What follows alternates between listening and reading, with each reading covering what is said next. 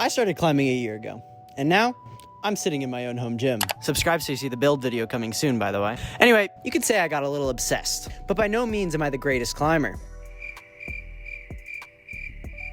I would say I'm just average. I've done V7 kilter, V6 outside, and V5 at my local gym. Despite not being the greatest, I would still say I've learned a ton about climbing. So here are the 3 most helpful things that I've learned as a climber in order to improve my climbing. Let's go to the wall. When you first start climbing, people tend to say, climb a lot and you'll get better. But they leave a key detail out when they say that. You don't just need volume when you start out, you need quality volume. But what does that mean exactly? Well, when you're climbing, you have to be intentional with what you're doing. As you know, climbing isn't just about strength, it's also about technique. But telling people to learn technique and practice technique isn't good advice on its own either. Oftentimes, people don't include how to learn that technique. The approach that I found works best for me is just thinking while I'm climbing. When I first started out, I would just do a climb, get it or not get it, and then move on. This caused my progression to halt very quickly, as you can imagine. Just because you can do a move a certain way doesn't mean that's how you should do it. There's probably an easier way that uses less power and energy. While you're climbing, try to notice that. Walk up to a climb and have a plan. Think about how it's gonna feel in that position. And then after the climb, think about if your prediction matched the reality. That is how you build your technique repertoire.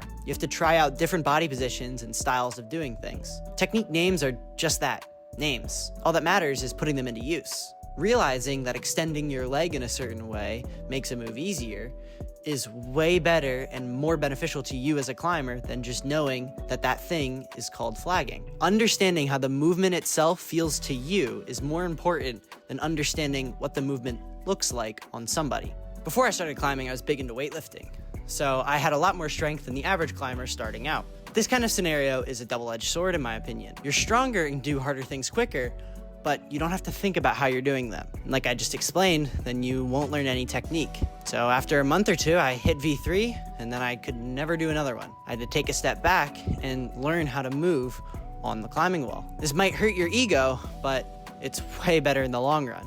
Now I can't remember the last time I failed a V3. The second most important thing that I've learned is that you should practice what you want to get good at. This may sound intuitive, but a lot of people get so worried about training for climbing that they don't climb and then don't get any better. But this also applies to the different disciplines. If you want to be good at top roping, top rope more. If you want to be good at lead climb more. If you want to be good at outdoor bouldering, boulder outdoors more. There's way too many climbers who focus way too much on how much they can max hang on a hangboard than practice their technique. Getting strong is good, and you should do that, but using that strength to improve the way you climb will help more than just getting stronger by far. But also, when you're training, don't overcomplicate it. The basics work great.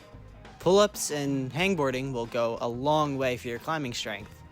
You don't have to do dumb, stupid exercises that look like climbing or involve a resistance band, dumbbells, and a kettlebell and whatever. That's just over the top and unnecessary. That leads me right into my last topic, and probably the most important. Don't be stupid. I'm young and dumb, I'll admit that. I've done plenty of dumb things, not just with climbing, but with my life. But if you're watching this video and have made it this far, then you definitely love climbing, and you want to keep doing it. I know exactly how you feel.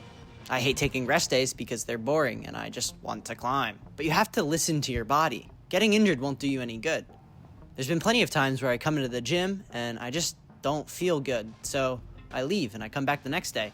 And most of the time, that day that I come back is one of the best sessions I have for that week. Best case scenario, you push through that session and you only get 50% of what you would have got if you just came back the next day. It doesn't do you any good to spend months in rehab or weeks out for an injury.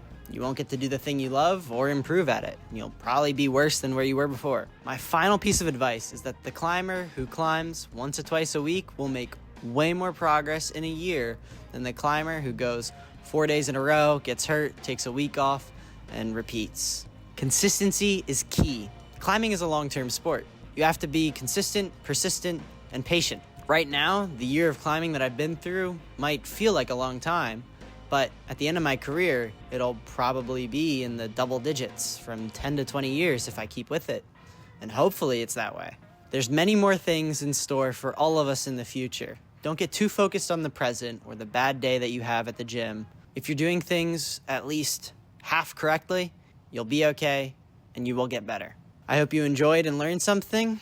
Thank you for watching, and I hope to see you next time. Peace.